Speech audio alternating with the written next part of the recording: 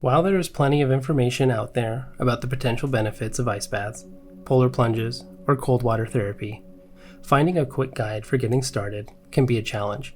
In this video, we will cover the absolute basics of ice baths for beginners. We hope this video will help you have a positive and safe experience with your first cold water dip. Here are 6 things to keep in mind when doing your first ice bath or cold water activity. Number 1. Have a warm-up plan. An ice bath can be dangerous depending on how you do it and how you prepare. At minimum, make sure to have a dry towel and warm set of clothes ready. Whether you are water dipping at home or in a frozen lake, make sure you have a warm-up plan based on the venue of your ice bath. Number 2.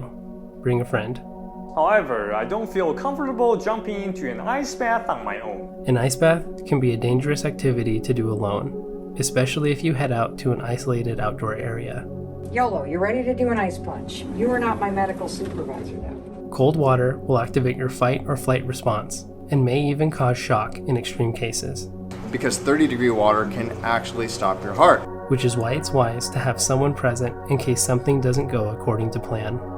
Find another person to do this with. So my mom and my sister and I all sea swim. We'll do it together, once or twice a week, and it's just so much easier to do it, like anything is, when you have a community around you to encourage you.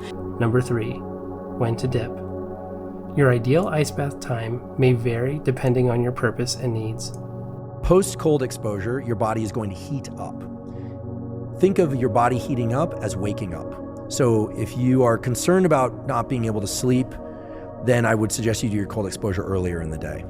For the casual cold water enthusiast, the best time to do an ice bath is in the morning and before a workout rather than later.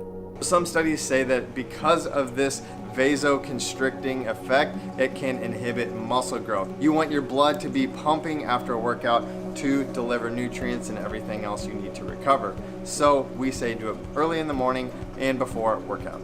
Number 4. How cold, how long, and how much. How you should do an ice bath depends on your purpose. Those doing more intense or medical cold water therapy will not have the same needs as someone doing a casual polar plunge. The most important thing when starting out is to be safe. We will provide some general guidelines from voices around the web, but be sure to do your due diligence before jumping in. How cold?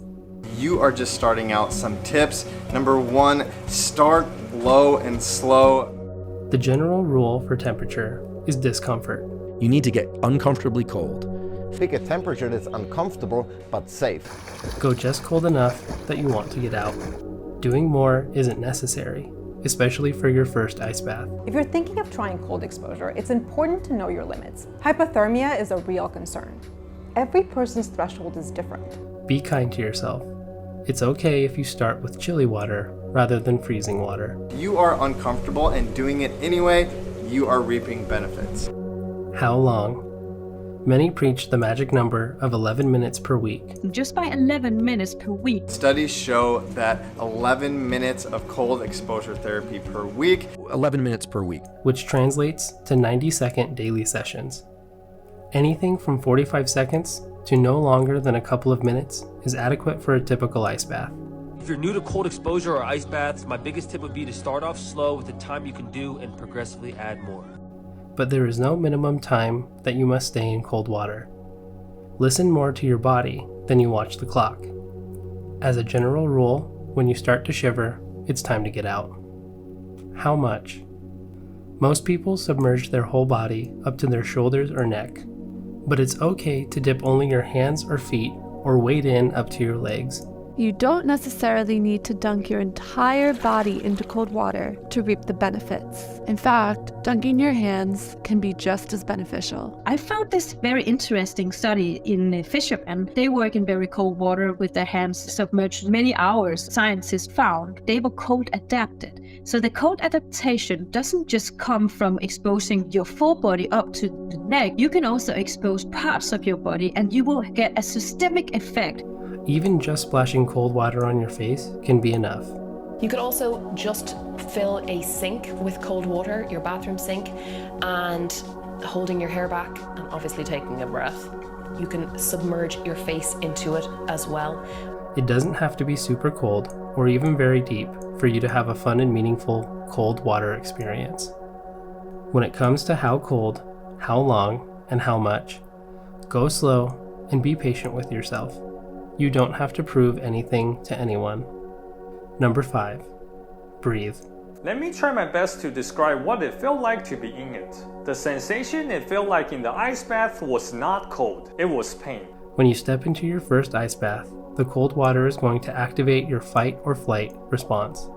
Your body is going to hyperventilate, and you are going to want to get out of the water. The best thing you can do is focus on your breath. Only thing you should be focusing on is breathing. The key is to regulate your breathing. By the time you are able to take your quick, shallow breaths to slow, deep breaths, your time in the water will likely be up.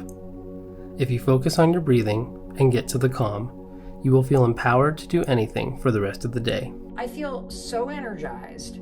I feel like, woo, I could do anything. Number 6, have fun. An ice bath can and should be a fun experience. Scream, bellow, laugh, move and feel your body, cheer others on, embrace the cold and the fact that you chose to do this. If you get in and out immediately, that's okay. You already did something incredibly difficult, so don't take it too seriously. Some people approach ice baths very clinically, sometimes as a medical practice or as a ritualistic one. But it's okay for an ice bath to be scary, lighthearted, and fun too. Whether you are taking a loud and silly or a meditative and solemn ice bath, have fun and be safe.